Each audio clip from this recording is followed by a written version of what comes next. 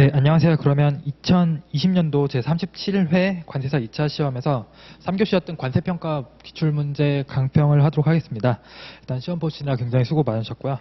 일단 이번 시험 문제로 봤을 때는 역시 문제 지문의 길이는 상당히 길지만 작년이라든지 재작년 문제에 비해서는 난이도는 좀 낮았던 것 같아요. 그럼에도 불구하고 그러니까 왜 그런 말씀을 드리냐면은 뭔가 평가 판단을 함에 있어서 되게 애매한 부분은 그렇게 많지 않았었거든요. 딱 읽어보면은 명확하게 답이 나오는 그런 지문들이 대부분으로 구성이 되었기 때문에 문제를 품에 있어서는 그렇게 어렵지는 않았는데 다만 50점짜리 문제가 너무 길고 그리고 10점짜리 문제도 거의 다 마지막 6번 문제를 빼놓고는 반 페이지 이상 거의 한 문제당 거의 한 페이지씩 나왔었기 때문에 그 문제를 파악함에 있어서 아무래도 시간적인 압박이 좀 상당히 크셨으리라고 생각합니다. 그래서 평소에 문제를 빨리 푸는 연습을 많이 해두신 분이고 글씨 쓰는 속도가 빨라지셨던 분들이 아무래도 더 시험을 봄에 있어서 잘 유리하지 않았을까라는 생각을 하고요. 제가 누누이 말씀드렸지만 이 시험에서는 글씨 빨리 쓰는 것도 실력이기 때문에 그런 걸 탓할 수는 없는 거고 뭔가 문제를 빨리 풀 수 있다는 건 그 읽고 나서 빠른 판단을 할 수 있다라는 거는 뭔가 내용에 대해서 빠삭하게 잘 이해를 하고 있다라는 것으로 생각을 해주시면 될 것 같습니다. 그래서 일단 문제 1번부터 보시면은 아래의 거래 내용을 바탕으로 다음 물음에 답하시오 라고 되어 있고 물음은 1, 2, 3번 이렇게 세 가지가 되어 있죠. 물음도 그 다음 페이지 있어서 상당히 왔다 갔다 하면 굉장히 번거로운 일이 있는데 일단 첫 번째 물음을 보시면은 관세법 제30조 제1항 그리고 제2항의 내용을 중심으로 과세가격 결정 원칙에 대하여 기술하시오 라고 되어 있으면 이런 내용에 대해서는 그냥 관세법 30조 1항과 관세법 30조 2항을 그냥 써주시면 되겠죠. 그냥 써주셔도 되고 만약에 이걸 기준으로 자기가 뭔가 목차를 짜서 하고 싶다라고 하면은 뭐 관세법 30조 1항 같은 경우에는 과세가격 결정 원칙에 대해서 설명을 하고 있고 그리고 법정 가산 요소 6가지에 대해 설명하고 있는 거고 그리고 관세법 30조 2항에서는 실제 지급 가격과 공제 요소에 대한 내용이 나와 있죠. 그런 내용을 목차를 쪼개주시면 되는 건데 아마 실제 시험을 치르는 입장에서는 그런 목차까지 쪼갤 여유는 없었을 거니까 관세법 30조 1항이랑 2항은 아무래도 시험을 보러 가셨고 합격을 기대하고 있는 수준의 수험생이라고 한다면 그냥 똑같이 글씨 하나도 안 틀리고 똑같이 쓸 수 있을 정도니까 이거에 대한 큰 부담은 없으셨을 거고요. 오히려 약간 손 푸는 물음이 됐겠죠. 그다음 두 번째 물음 보시면은 상기 거래 내용에 포함된 1번부터 13번 항목에 해당하는 각 금액의 관세평가 목적상 성격 그리고 과세 여부 판단하여 서술하시오 라고 되어 있습니다. 지금 뒤에 보시면 제가 거래 상황을 간략하게 요약을 해놓은 건데 아마 이때까지 나왔던 문제 중에서는 쟁점 비용이 가장 많았었던 것 같아요. 그래서 13개의 쟁점 비용을 검토하는 거였으니까 일단은 가장 중요한 거는 그 판단이 맞아야 되는 거고 그 판단을 함에 있어서 정확한 법적 근거를 얼마만큼 잘 서술했는지가 중요한 요소가 될 것 같습니다. 그러고 나서 이제 그 각각에 대한 판단이 잘 맞으면은 물음 3번은 그냥 보너스죠. 보너스로 잘 추가로 받는 점수인 거고 결국에는 이렇게 문제가 길게 나와 있고 쟁점 비용도 여러 개가 나와 있으면은 이거에 대한 판단이 맞는 것도 정확하지만 가장 그 다음으로 중요한 거는 그 채점하시는 분께서 답안지를 읽었을 때 얼마만큼 그 답안의 내용이 잘 이해가 될 수 있는지 그러니까 결국에 답안을 구성하는 그 방식에 대한 스킬이 얼마나 좋았는가 그것도 약간 합격을 좌우할 수 있는 중요한 요소가 아닐까라고 생각을 해봅니다. 결국에 채점하시는 분도 사람이기 때문에 누구의 답안을 봤을 때 일단 글씨가 좋아야 되고 그리고 목차 같은 것도 잘 쪼개져 있어야지 딱 읽었을 때 일관성 있는 목차가 있어야지 어느 정도 읽으시면서 다음 글을 예측하면서 읽으면 더 잘 들어오고 내용도 잘 파악이 되겠죠. 본인도 이렇게 모의고사 보면서 되게 자기가 잘 모르는 문제면 목차도 무너져 있고 이러면은 자기가 읽어봐도 자기가 무슨 말을 하는지 잘 모르는 경우가 있거든요. 채점하시는 분은 더 모르실 거기 때문에 그런 목차를 잘 구성하고 평가 판단이 잘 맞았으면은 아무래도 좋은 점수를 기대해봐도 되지 않나라고 생각을 해봅니다. 그럼 앞에 와서 거래 상황을 한번 보시면은 일단 동그라미 1번부터 볼게요. 우리나라에 소재한 수입자 I사는 수출국에 소재한 수출자 P사와 2메가와트 급 풍력 발전 세트 5대에 대한 매매 계약을 체결하였다라고 되어 있죠. 여기 보시면은 수출자 P랑 수입자 I가 있고요. 뭐 앞에 뭐 와트 이런 거는 다 무시하시고 그리고 중요한 거는 발전 설비 5세트를 수입했다라는 거죠. 이렇게 불필요한 내용은 다 지우시고 보시면 되고요. I사가 P사에 지급해야 할 발전 세트의 매매 가격은 한 대당 20억 원이다. FOB 조건이죠. 그래서 결국에 한 대당 20억 원인 거고, 그래서 총 5대면은 100억 원이 되겠죠. 이 100억 원은 지금 FOB 조건이다 라고 되어 있습니다. 그럼 읽으면서 바로 판단을 해보시면은, 그럼 1번 비용에 대한 거는 이건 지금 물품 대가잖아요. 이건 지금 물품 대가가 되는 거고, 구매자가 수입 물품에 대하여 실제로 지급할 거나 지급해야 할 가격은 실제 지급 가격을 말하는 거죠. 결국 이거는 실제 지급 가격이 될 겁니다. 실제 지급 가격에서도 직접 지급액이 되겠죠. 그런 식으로 판단을 해주시면 되고요. 두 번째 내용 보시면은 매매 계약 조건에 따라 I사는 P사의 요구로 선적 전까지 수출국에 소재한 A은행이 발행한 대금 지급 보증 서류를 P사에게 제시하여야 하며, 은행의 지급 보증에 필요한 수수료 1억 원은 I사가 A은행에 별도로 지급하기로 하였다라고 되어 있어요. 지금 얘는 은행인 거고, 얘는 은행인 거고, 지금 이 거래 형태를 보시면은 결국에 I의 주머니에서 나가는 돈들을 다 지금 파란색으로 표시를 해놓은 거거든요. 이 파란색에 대해서 이 각각의 파란색의 비용이 과세 가격에 포함되어야 되는지 말아야 되는지를 지금 판단을 하고 있는 겁니다. 이 A는 은행인 건데, 지금 이 A라는 은행한테 I사가 지급 보증 수수료 1억을 지급하고 있습니다. 근데 이걸 왜 지급하는가라고 봤더니 얘의 요구에 따라서 얘에 따른 지급 보증서를 제출을 해야 되거든요. 그럼 결국에 이거는 이것을 지급하지 않아서 지급 보증서를 받지 못한다면은 이 물품을 구매할 수 없게 되겠죠. 그렇기 때문에 이거는 당연히 간접 지급액으로서 포함이 돼야 되는 거고, 왜냐하면 지급 보증 수수료라는 거는 이 수출자가 자기가 대금 미회수 위험으로부터 자신을 보호하기 위해서 받는 서비스인 건데, 이건 아무래도 판매자의 이익을 위한 서비스가 되는 거죠. 특히 이 거래 상황에서는 지금 수출자가 요구를 했기 때문에 이건 누가 봐도 판매자의 이익으로 볼 수가 있는 거고, 판매자의 이익을 위한 그 은행 서비스에 대한 수수료라고 하면은 일반적으로 판매자, 수출자가 부담해야 되는 비용임에도 불구하고 지금 구매자가 대신 지급을 하고 있는 거니까, 별도로 대신 지급을 하고 있는 거니까 이건 당연히 간접 지급액으로서 PAPP에 포함이 돼야 됩니다. 그래서 3번 보시면은 중력 발전 세트 가동에는 전문 운용 기술이 필요하기 때문에 P사는 우리나라에 소재하고 있는 B 교육기관에서 I사 소속기관의 훈련 과정 참석과 훈련비 지급을 I사의 의무사항으로 규정하고 있다. B 교육기관은 P사에 의해 지정된다. 이에 I사가 B 교육기관에 지급한 훈련비는 3억 원으로 확인되었다. 지금 여기는 수입국에 있는 애거든요. 수입국에 있는 거고, 그럼 얘가 I사가 B한테 지급하는 거는 수입국에 위치한 교육기관으로부터 받은 교육훈련에 대한 비용이니까 수입국에 위치한 교육훈련비인 거고, 그 우리가 시행령 20조 6항 제3호에서 수입물품의 거래 조건으로 지급하는 외국 교육비, 외국 훈련비가 간접 지급액에 포함된다라는 식으로 되어 있는데, 지금 지급되는 이 교육훈련비 같은 경우에는 참석과 지급을 모두 거래 조건으로 요구를 했기 때문에 거래 조건으로 지급하는 교육훈련비가 되는 거고요. 비록 시행령 20조 6항에는 외국 교육비, 외국 훈련비라고 나와 있지만 그건 단순 예시일 뿐이지, 수입자가 그 해당 수입물품의 거래 조건으로 지급하는 비용이다라고 하면 그건 당연히 실제 지급 가격에 포함되겠죠. 그래서 이것도 역시 간접 지급액으로서 과세 가격에 포함되면 되는 거고요. 4번 보시면은 I사는 풍력 발전 세트의 모든 제조 공정 완료 이후 우리나라에 선적하기 전에 매매 계약의 사양을 충족하는지 확인하기 위하여 수출국에 소재한 C 검사기관에 검사를 맡기고 검사 비용으로 1억 원을 지급하였다. 단 해당 검사는 제조 공정과 관계없으며 I사와 P사는 별도로 약정한 바가 없다라고 되어 있거든요.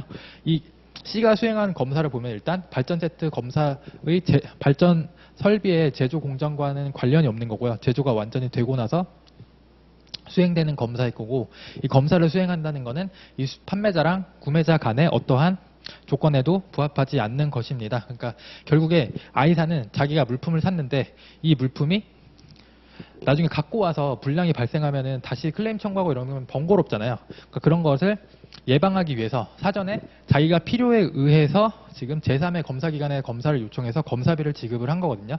이걸 지급하지 않는다라고 하더라도 이 물품은 P사는 I사한테 물품을 보내겠죠. 그럼 이 검사비를 지급하지 않으면 그러면은 이 C사는 열받겠죠. 그럼 이 C사는 I사한테 뭐라 하지? 이 검사비를 지급하지 않는다 해서 P사가 물품을 안 보내거나 그러진 않겠죠. 그렇기 때문에 이거는 거래 조건으로 지급되는 비용이 아니고요. 구매자 자기 계산 수행 활동이라는 이 검사에 따른 비용이기 때문에 간접 지급액에 포함되지 않고 우리가 알고 있는 법정 가산 요소 6가지 중에는 검사비가 없죠. 그렇기 때문에 이거는 구매자 자기계산 수익 활동에 따른 비용이므로 실제 집 가격에도 포함되지 아니하며 법정 가산 요소가 아니므로 실제 집 가격에도 가산되지 않습니다. 그러니까 이건 비과세다라고 생각을 해주시면 되고요. 그다음 보시면은 한편 풍력 발전 세트 제조에는 피사가 보유하지 않은 기술이 필요하기 때문에 계약서에는 피사가 사용할 수 있도록 풍력 발전 세트 제조에 필요한 재료, 기술 용역 등을 I사의 비용으로 피사에 제공할 것을 규정하고 있다라고 되어 있고, 상기 계약 내용에 따라 I사는 외국에 소재한 D사가 그 나라부터 다음과 같은 물품 등을 피사에게 공급하도록 계약한다. 일단 얘는 외국에 있다라는 것을 확인을 해보시고, 그래서 나오는 게 지금 풍력 터빈용 블레이드 5세트를 보냈습니다. 5세트가 지금 10억 원이죠. 그리고 지금 수입되는 건 5세트니까 당연히 각 그 설비 하나당 한 세트씩 블레이드가 들어갈 거다라고 생각을 해보시면 되고요. 이건 당연히 수입물품에 결합되는 부분품 구성 요소로도 해당하기 때문에 우리가 생산 지원의 범위라고 하면 시행령 18조 1호부터 4호를 말하는데 시행령 18조 1호에 해당하는 거죠. 그러니까 이건 시행령 18조 1호에 해당하는 거로서 당연히 생산 지원비에 해당한다라고 보시면 되고, 지금 여기에 이 10억 원 중에서 3억 원은 국내에서 개발된 디자인의 비용이다라고 되어 있죠. 그 시행령 18조 1, 2, 3, 4호에서 4호의 단서 규정에는 우리나라에서 개발된 것은 제외한다라고 되어 있는데, 그것은 수입 물품의 생산에 필요한 기술 설계 고안 공예 및 디자인을 무료 또는 인하된 가격으로 공급했을 때 그 기술 등이 우리나라에서 개발된 경우에는 생산 지원으로 보지 않는다라는 내용인 거지, 지금 같은 경우에는 1호의 생산 지원을 한 것이기 때문에 거기에 포함되어 있는 국내 개발 디자인은 당연히 포함돼서 과세가 돼야겠죠. 이걸 공제했으면 안 되는 거고요. 그 다음에 두 번째로는 교류 발전기 5개를 보내는데 이것도 역시 10억 원인 거고, 교류 발전기 역시 수입물품에 결합돼서 들어오는 거죠. 그렇기 때문에 이것도 시행령 18조 1호인 거고요. 그 다음에 기업 부품 박스 지금 11억치를 보냈는데 그 중에서 이거 역시 수입물품에 결합되는 부품이기 때문에 이거 역시 1호로서 과세가 됩니다. 여기서 한 가지 더 나와 있는 건 뭐냐면 기업 박스 부품은 10억인 거고, 그 생산 과정에서 통상의 로스가 10%가 발생하기 때문에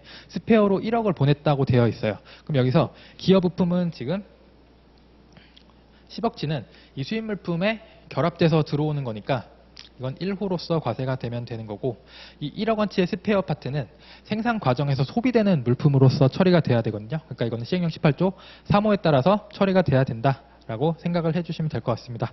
이런 것도 당연히 답안에 구분이 돼서 서술이 돼야겠죠. 그 다음에 8번 보시면은 풍력 발전 세트에 쓰이는 전력 제어와 관련된 기술 지원이라고 되어 있습니다. 수입품 생산에 필요한 기술 설계 고안 공예 및 디자인이기 때문에 이거는 당연히 4호로서 과세가 돼야 되는 거고, 지금 이거는 외국에 있는 D사가 개발한 것이기 때문에 우리나라에서 개발된 것이 아니죠. 그렇기 때문에 당연히 과세가 돼야 되고요. 그 다음에 전력 제어기기 생산 과정에서 필수적으로 사용되는 검사 장비라고 되어 있습니다. 이건 역시 생산 지원에 해당하는 거고, 시행령 18조로 따지면은 2호에 따라서 과세가 돼야겠죠.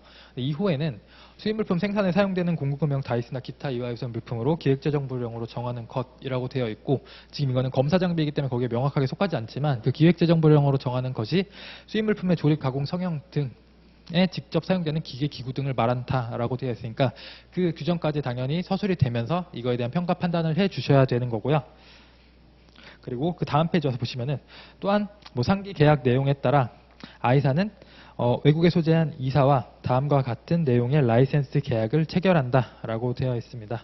그럼 지금 보시면은 이게 10번 비용인 거고, E사가 보유한 풍력 발전 세트 안전 제어에 관한 특허 기술을 피사가 사용할 수 있도록 하고, 그 다음에 특허권 라이센스료 2억 원을 I사가 E사에게 별도로 지급한다 라고 되어 있습니다. 그리고 아래 보면은 관련성이랑 거래 조건성 충족한다라고 아예 언급을 해놨었죠. 그러니까 이 권리 사용료는 지금 관련성과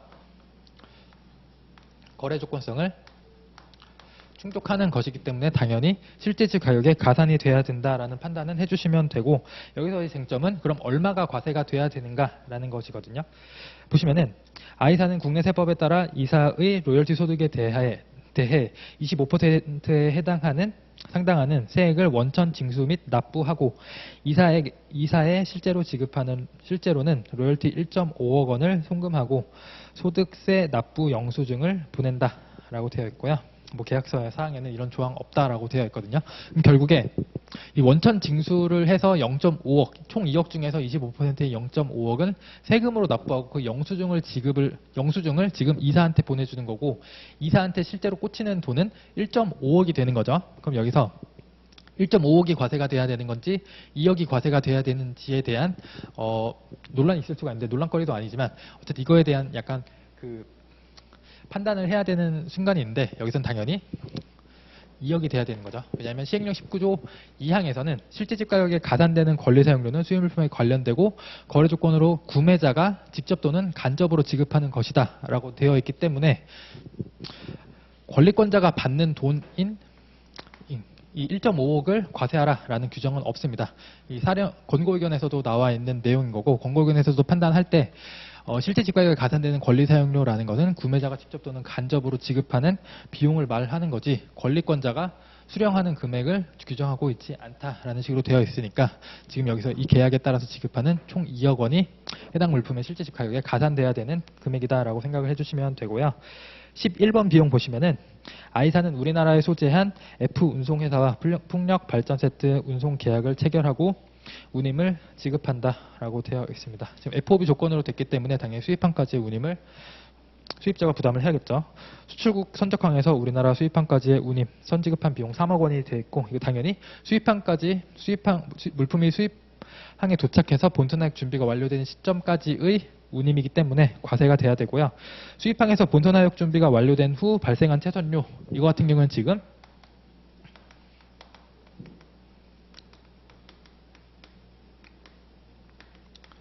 본선화역 준비 완료 후의 비용이기 때문에 구매자가 별도로 지급한다고 하더라도 이거는 과세 대상은 아닌 거죠.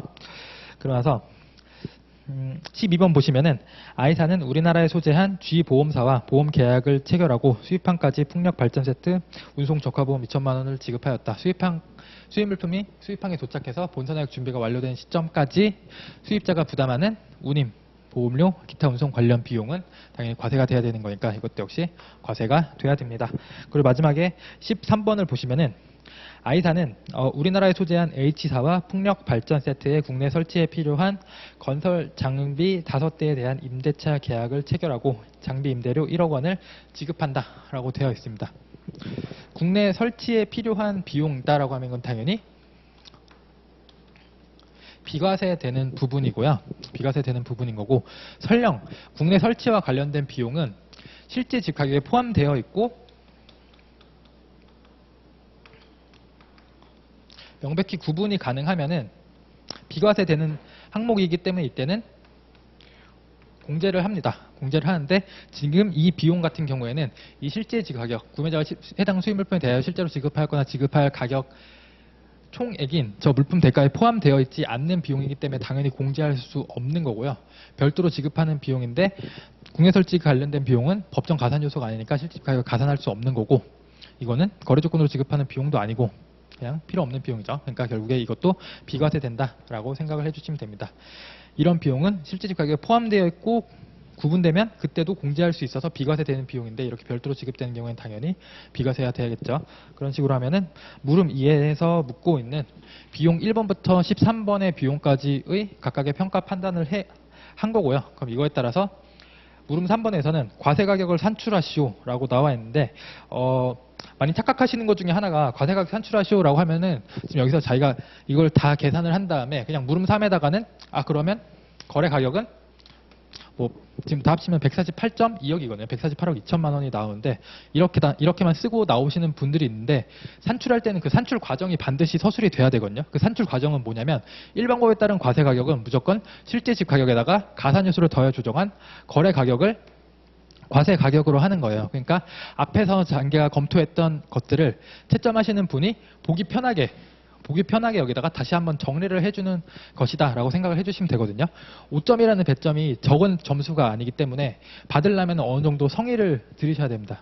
맞죠? 성의를 들이셔야 되는 거고, 그렇게 하기 위해서는 깔끔하게 정리를 해주실 필요가 있어요. 그래서 지금 여기는 이렇게 써놨지만 실제 모범 답안에다가는 실제 집 가격, 그리고 가산 요소, 그 다음에 거래 가격 이렇게 목차를 다 쪼개서 해놨고, 거기서도 최대한 알아보기 쉽게 이렇게 써놨거든요. 그래서 특히 이런 문제 같은 경우에는 각 비용별로 숫자가 나와 있기 때문에 이런 걸 더 활용하면은 채점하시는 분이 더 보기 편하겠죠. 그래서 아까 봤던 것처럼 1, 2, 3번에 해당하는 금액은 실제 집 가격에 포함되는 거고, 특히 이거는 지급액이고 이건 두 개는 간접 지급액이다라는 것도 당연히 들어가야 되는 거고요. 그 다음에 생산 지원 5, 6, 7, 8, 9는 다 생산 지원이죠. 그래서 이렇게 합쳐서 서술해 주시면 되는 거고 모범 답안은 그냥 이거는 기타 가산 요소 이렇게 해놨는데 이것도 쪼개고 이것도 쪼개서 이런 식으로 서술을 해주셔도 됩니다. 그래서 더 간단하게 실질적 가격은 그래서 다 합치면은 104억이다. 이건 다 합치면은 44.2억이다. 라는 내용도 한번 써주시고 그래서 이거 두 개를 합친 거래 가격이 148.2억이 되는 거고 이것이 과세 가격이 된다라는 식으로 내용을 서술해 주시면 되겠죠. 그리고 만약에 자기가 결에서 뭔가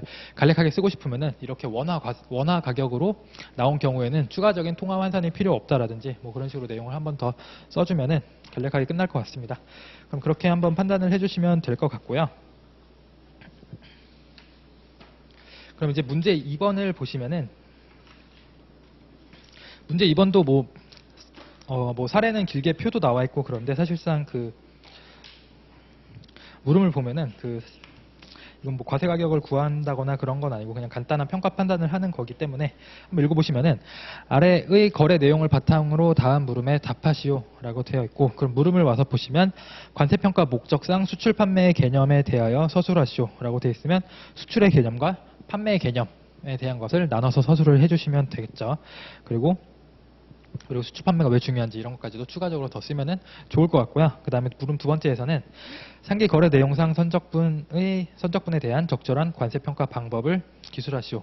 관세평가 방법은 1방법부터 6방법이 있으니까 그럼 어떻게 평가처를 해야 되는지에 대한 내용을 서술해 주시면 됩니다. 보시면은 우리나라 수입자 ABC사는 베트남에 소재한 기능성 의류 수출자 와인스포츠사와 요가용 스포츠 의류의 매매 계약을 체결하고 수입자 ABC사는 의류 1000벌을 주문했다. 한편 수출자 파인스포츠사는 요가용 스포츠 의류의 홍보를 위해 수입자 ABC사와 우리나라에서 특별 홍보 마케팅 활동을 마련했으며 이 마케팅은 스포츠 용품 판매 상점에서만 이루어진다. 특별 홍보 마케팅을 통해 소비자는 의류 한 벌을 구매하면 한 벌을 무료로 받게 된다라고 되어 있고, 그러니까 하나의 가격에 두 벌의 의류를 구매하는 것이다라고 설명을 하고 있고요. 이와 같이 수입자 ABC사가 뭐 한 벌 1000벌의 의류를 주문하면 우리나라에 실제로 도착하는 의류는 2000벌이 된다. 나머지 1000벌의 의류는 ABC사에게 무상으로 제공되는 것이다. 아래 인보이스 보시면은 1000벌을 구매해서 1000벌에 대한 단가가 20불인 거고, 그래 1000벌이니까 2만 불 이렇게 되어 있는데 아래 1000벌은 무상으로 제공된다라는 식으로 인보이스가 되어 있죠. 계속 앞에 위에 올라가서 다시 보시면은 물론 수입자 ABC사는 파인스포츠사와 계약 조건에 따른다. 모든 관련 문서는 하나의 가격에 두 개를 명시하고 있으며 무료로 제공되는 두 번째 의류에 대한 가격이 명시되어 있지 않다라고 되어 있습니다. 그래서 일단 이거 답안 쓰실 때는 첫 번째 물음 같은 경우에는 수출 판매 개념 그냥 간략하게 서술을 해주시면 되고요. 다음에 두 번째 적절한 관세평가 방법은 이거는 1방법에 따라서 과세 가격을 결정하면 된다라고 생각을 해주시면 됩니다. 그래서 그거에 대한 판단 기준은 일단 마케팅 관련된 내용이 나왔기 때문에 마케팅 관련된 조건 또는 사정은 거래 가격 부인 결과가 되지 않는다라고 생각을 해주시면 되고, 이건 지금 하나의 주문에 따라서 싱글 오더죠. 하나의 주문에 따라서 물품이 판매되고 그것을 구매해서 수입하는 것이기 때문에 수량 할인과 관련된 내용이 있는데, 처음부터 한 개를 주문하면은 한 개의 가격에 두 개의 물품이 오는 것을 판매자랑 구매자가 알고 있는 상황이기 때문에 사실상은 50% 한 개 이상을 사면은 50%의 수량 할인을 적용해 주는 것과 똑같은 내용이거든요. 수량 할인은 거래 가격 부인되는 결과가 아니기 때문에 1방법에 따라서 과세 가격을 결정하면 된다라는 식으로 판단을 해주시면 됩니다. 그래서 이제 문제 3번을 보시면은 2방법과 3방법에 관련된 내용인 건데, 문제 3번 보시면은 아래 두 가지 사례에서 세가는 수입자 XZ가 각각 수입 신고한 거래 가격에 대하여 관세법 30조 3항에 따른 거래 가격 배제 사유가 발생하여 관세법 31조 32조에 따라 거래 단계 및 거래 수량에 대한 차이에 대한 조정을 검토하고 있다. 아래의 거래 사실을 바탕으로 다음 물음에 답하시오라고 되어 있고요. 일단 물음을 와서 보시면은 관세평가 목적상 동종 동질 물품, 유사 물품의 개념에 대해서 각각 기술하시오. 이거는 그냥 시행령에 있는 내용인 거고 당연히 암기했어야 되는 거니까 똑같이 써주셔야 되는 거죠. 그래서 이거 된 내용은 검토를 안 하고요. 사례 1번과 사례 2번에 대한 내용을 보시면은 제가 물음을 보시면 사례 1번 그리고 사례 2번에 대한 거래 단계 및 수량 차이에 대한 조정 여부를 기술하고 과세 가격을 산출하시오라고 되어 있거든요. 그럼 결국에 거래 단계랑 수량 차이를 모두 검토를 해주셔야 되는 거고, 그리고 나서 총 과세 가격이라고 하면 총 수입 물품에 대한 과세 가격을 구해 주셔야 되는 거겠죠. 사례 1번부터 와서 보시면은 세관은 B가 도매상에게는 20%, 소매상에게는 15%의 할인율을 적용하고 있는 공표된 가격표를 고수하고 있는 것을 확인하였다. 아래 거래에서 Y에 대한 판매는 이 가격표에 따른다라고 되어 있거든요. 그리고 아래 와서 표를 보시면은 평가 대상 물품은 지금 판매자 A사가 판매자인 거고 수입자는 X사가 수입자인 거거든요.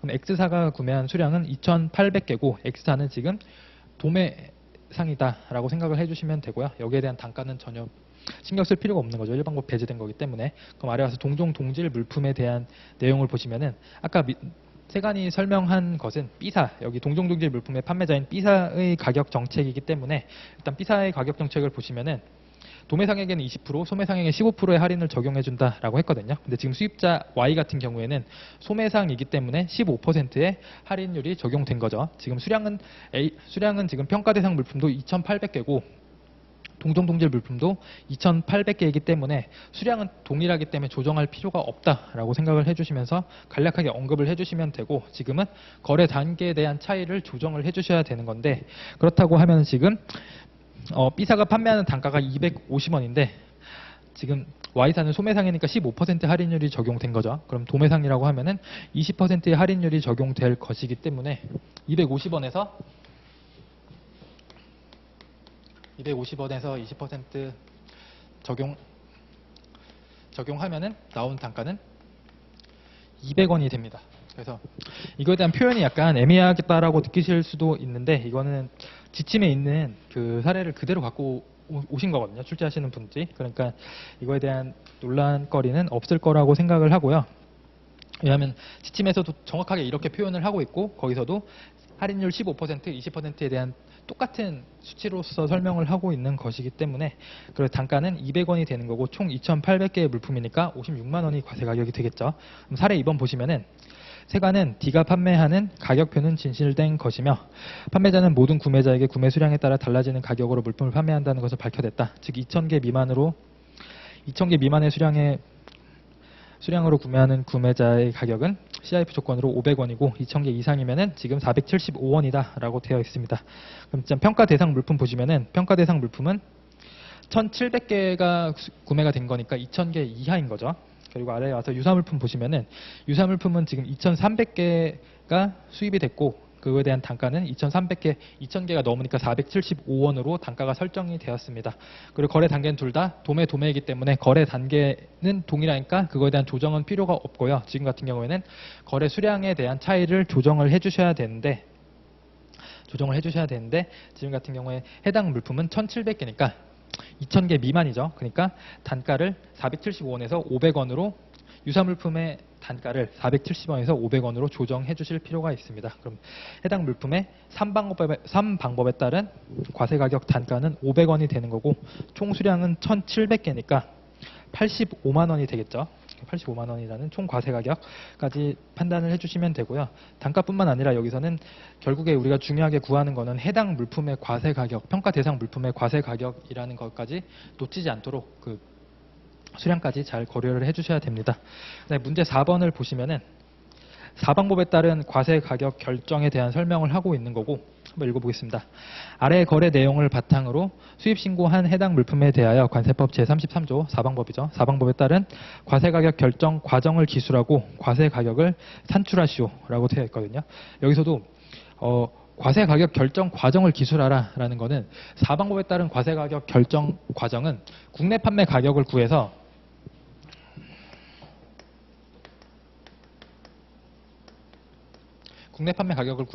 공제 요소들을 3개가 있죠. 하나, 둘, 3개를 빼서 과세 가격을 구하는 것이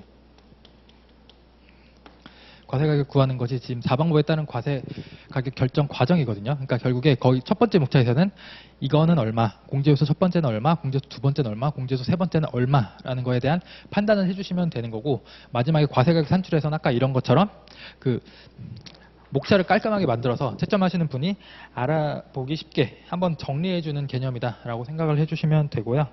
한번 보시면은 우리나라의 수입자 S사가 네덜란드 수출자 M사로부터 수입한 전기 면도기 1350개에 대하여 33조에 따른 과세 결정 방법으로 산출하고자 한다라고 되어 있고, 수입자 S사의 국내 판매 내역은 아래 표와 같다라고 되어 있고 다른 고려사항 없다라고 되어 있죠.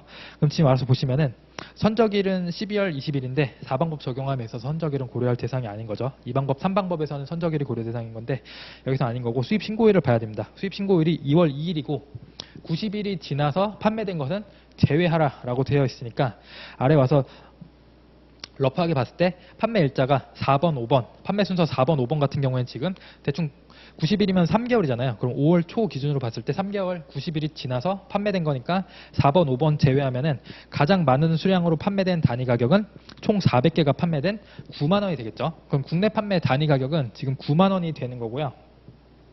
9만 원이 되는 거고, 지금 수입 물품의 수량은 1350개니까 1350개 곱하면은 1억 2050만 원이 되겠죠.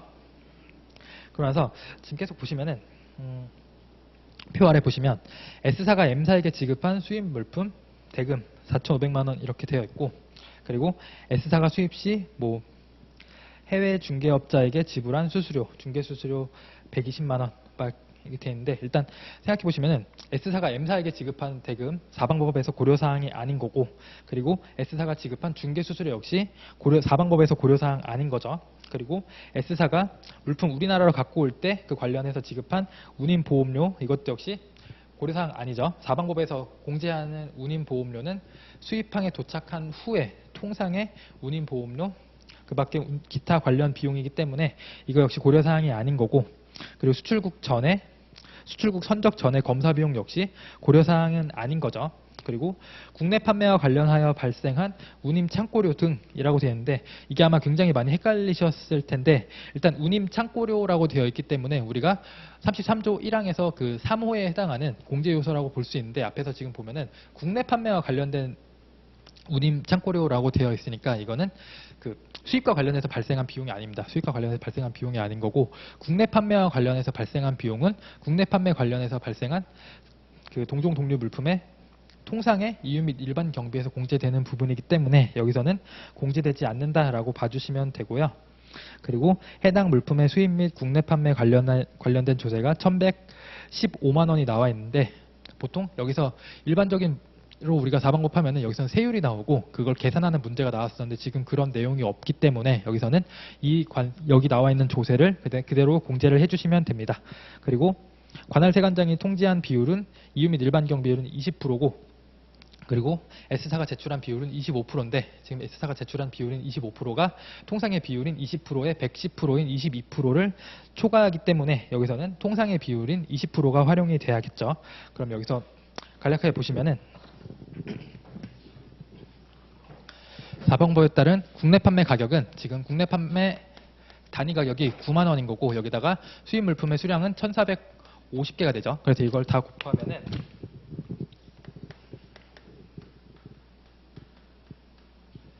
1억 2,150만 원이 지금 국내 판매 가격이 되는 거고요. 그래서 첫 번째로 빠져야 되는 금액이 이유 및 일반 경비가 빠져야 되는데, 이유 및 일반 경비가 20%가 빠져야 되죠. 그럼 20%가 빠지면은 20%에 해당하는 금액은 2,430만 원이니까 해당 금액이 빠질 거고요. 그 다음에 수입항 도착 후에 운임 등은 없다라고 제가 말씀을 드렸고, 그 다음에 조세가 빠져야 되는데 조세도 지금 1,115만 원으로 주어져 있었죠. 그러니까 이 금액과 이 금액을 빼면 나오는 과세 가격은 지금 8,605만 원이 해당 물품에 대한 4방법에 따른 과세 가격이 됩니다. 그럼 여기서 저 답안을 구성하면서 어떻게, 일단 문제에 나와 있는 것들은 다 활용을 해주셔야지 배점을 다 받으실 수 있거든요. 그렇게 여기선 지금 우리가 이것만 놓고 보면 국내 판매 가격 구함에 있어서는 표를 활용하면 되는 거고, 그리고 공제소가 2개밖에 없죠. 공제소 2개밖에 없는데 이유 및 일반 경비를 고려함에 있어서는 마지막 2개의 거래 사실이 활용이 되고, 그리고 수입 및 국내 판매 관련된 조세를 공제함에 있어서는 하나의 그 마지막에서 세 번째 그 거래 사실이 활용이 되는 거고, 그렇다고 하면은 그 표 아래에 있는 6개의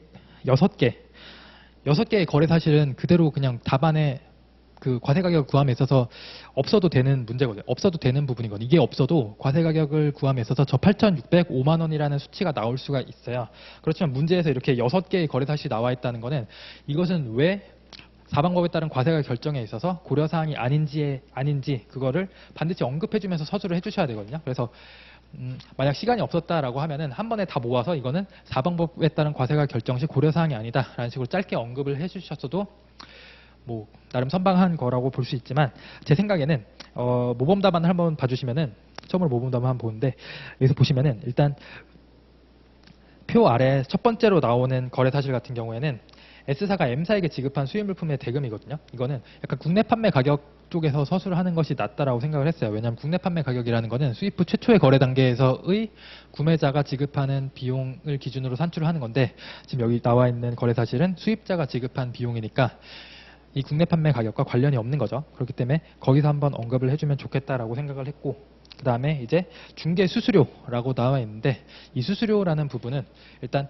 사방법에서 첫 번째 공제 요소는 국내 판매와 관련하여 통상으로 지급하는 수수료, 통상으로 지급하기로 합의된 수수료, 그리고 동종 종류 물품의 통상의 이윤 및 일반 경비, 이게 택일적으로 공제가 되잖아요. 근데 여기선 지금 위탁 판매 수입 물품이 아니기 때문에 이윤 및 일반 경비가 공제가 된 거고, 그러면은 이 수수료라는 거는 33조 1항 2호에서 수수료라는 표현이 있기 때문에 여기 나와 있는 이 중개 수수료는 거기서 서술해 주시면서 여기 서술해 주시면 될 것 같다라고 생각을 합니다. 그래서 사방법에서는 수수료 또는 이유 및 일반 경비가 택일적으로 공제되는데 여기서는 이유 및 일반 경비가 공제된다라고 서술을 해주시면 되는 거고, 그 다음에 이제 세 번째, 네 번째, 다섯 번째, 그리고 여섯 번째 같은 경우에는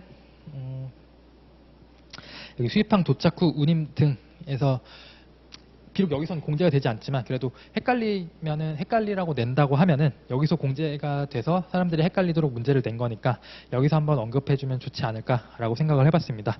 왜냐하면은 그 목차를 구성함에 있어서 수입항 도착 후에 운임이 공제할 게 없으니까 그럼 결국에는 그 법만 쓰고 끝나는 거잖아요. 법만 쓰고 끝나는 거기 때문에 여기서 이런 거를 합쳐서 쓰면은 목차 구성이 아무래도 좀 나으니까 그렇게 한번 해놨고요. 지금 모범 답안에는 법 33조 법 규정이 정확하게 들어가 있지 않은데 4방법, 5방법을 서술함에 있어서는 뭐 반드시 법 33조랑 34조의 법 규정이 들어가 줘야 됩니다. 그걸 반드시 생각을 해주셔야 되고요.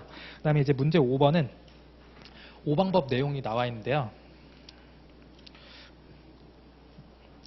올해 같은 경우에는 1, 2, 3, 4, 5, 6방법이 전체 다 문제로 출제된 해였던 것 같아요.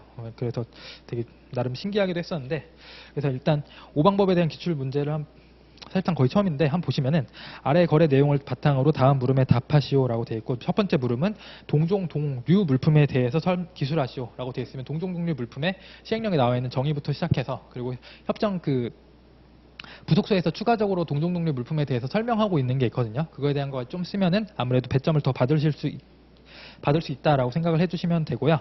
그 다음에 이제 물음 두 번째에서는 과세 가격 산출하는 내용이 있으니까 한번 읽어보겠습니다.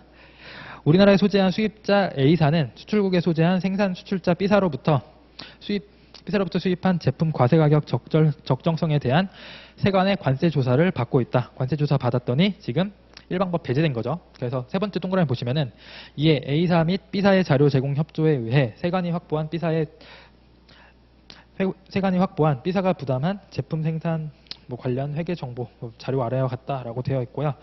5방법에 따른 과세 가격이면은 그냥 34조 1항 1, 2, 3호를 합쳐서 산정 가격이라 하는 거, 그걸 과세 가격이라고 하는 건데 1호는 생산과 관련된 비용인 거죠. 생산 원자재 비용이랑 조립 가공에 드는 비용, 그 가격을 말하는 거고, 두 번째는 수출국에서 동종 동류 물품의 생산자가 우리나라로 판매할 때 통상적으로 반영하는 이윤 및 일반 경비가 과세 가격에 포함돼야 되는 거고, 세 번째는 수입항까지 운임이 포함돼야 되는 건데, 일단 그 보시면은 세 번째 동그라미에서 첫 번째 보시면은 해당 제품 생산에 사용된 원자재 비용 당연히 1호로서 과세가 돼야 되는 거고, 해당 제품 생산을 위한 직접적인 인건비도 1호로서 과세가 되고, 조립 비용 당연히 1호로서 과세가 되고요. 그 다음에 생산 공장 감독, 플랜트 유지, 시간의 근무 등과 같은 간접 비용, 생산 간접 비용도 당연히 1호로서 포함이 돼야겠죠.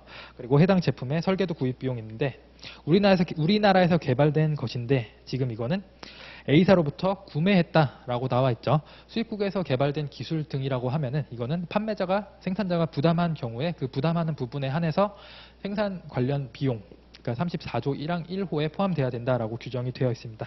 그러니까 이것도 당연히 포함이 돼야 되는 거고 그 다음 거 A사가 B사에게 지급하는 권리 사용료 같은 경우에는 이거는 5방법 과세 가격에서는 고려사항이 아니다라고 생각을 해주시면 됩니다. 그리고 만약에 B사가 지금 받는 권리 사용료라고 하면은 이거는 어떻게 보면 이윤 및 일반 경비 자기 이윤 쪽으로도 볼 수 있는 거기 때문에 2호로서 과세 가격에 포함되는 그건 통상의 비용이 포함이 되는 것이기 때문에 여기서는 5방법에 따른 과세 가격 산출에서는 따로 별도로 고려하실 거는 아닙니다. 하지만 이거는 답안 서술할 때는 한번 그렇게 언급을 해주실 필요는 있겠죠. 그 다음에 해당 제품의 수입항까지의 운임 및 보험료 3만 불 당연히 3호로서 과세가 되는 거고 그다음에 수출국 내 동종 동류 물품의 생산자가 우리나라에 수출 판매할 때 통상의 이윤 및 일반 경비 10만 불이라고 되어 있는데 이거 지금 통상적으로 반영된 수치와 일치하는 것으로 확인됐다라고 하면 그 자료를 그대로 써주시면 됩니다. 그럼 여기서는 첫 번째, 두 번째, 세 번째, 네 번째, 다섯 번째까지 비용이 34조 1항 1호의 비용인 거고 그다음에 권리사용료 빼고 그 운임 보험료는 3호, 그 다음에 맨 마지막 거는 2호로서 과세 가격에 포함되면 되는 거고요. 다 합치면은 238만 불이 되겠죠. 238만 불에 해당 물품의 과세 가격이 된다라고 서술을 해주시면 되고요. 그 다음에 이제 문제 6번을 보시면은 보세 공장과 관련된 내용인 거고 처음으로 표가 없는 문제죠. 관세법 제188조에 따른 보세 공장에서 내 외국 물품의 혼용 승인을 받아 제조한 물품에 대한 과세 가격 결정과 관련해서 다음 물음에 답하시오라고 되어 있고 첫 번째 물음 보시면 해당 물품의 과세 가격 산출식을 쓰시오라고 되어 있죠. 내 외국 물품 혼용 승인을 받았다라고 하면 그 제품 가격에서 외국 물품이 차지하는 비율만큼만 과세가 되면 되겠죠. 그래서 이거는 고시 규정에 있는 내용을 그냥 그대로 똑같이 써주시면 되는 부분입니다. 그래서 문제 6번 1번은 그렇게 서술해 주시면 되는 거고 문제 6번 물음 2번 역시 각 요소라고 하면은 거기서 나와 있는 요소는 제품 가격 그리고 외국 물품 가격 그리고 내국 물품 가격 이렇게 요소가 세 가지가 나오거든요. 각각의 요소에 대한 과세가격 결정 방법도 역시 고시 규정에 나와 있으니까 고시에 있는 내용을 그냥 사실상 이건 고시 규정을 그대로 갖다 목차만 잘 쪼개서 써놓으면은 거의 웬만한 배점을 다 받을 수 있는 거니까 모험 답안에 있는 내용을 참고를 해주시면 될 것 같습니다. 어쨌든 이렇게 해서 37회 관세사 2차 관세평가 기출 문제를 풀어봤고요. 개인적으로 문제가 상당히 길어서 푸심에 있어서는 그래도 엄청 쉽진 않았겠다라는 생각을 하고 왜냐하면 판단을 함에 있어서 애매한 부분이 없었고 그렇기 때문에 아마 답을 맞힌 분들이 상당히 많을 거예요. 답을 맞춘 부분이 상당히 많을 건데 근데 끝까지 다 푸신 분들은 생각보다 그렇게 많지는 않을 거다라고 생각을 하거든요. 그러니까 아무래도 자기가 딱 봤을 때 평가 판단 잘 맞았고 그리고 1번부터 6번까지 답안을 골고루 잘 서술을 했다라고 하면은 좋은 점수를 기대해봐도 될 것 같습니다. 네, 어쨌든 공부하시느라 수고하셨고 좋은 결과 얻으시길 바랍니다. 네, 수고하셨습니다.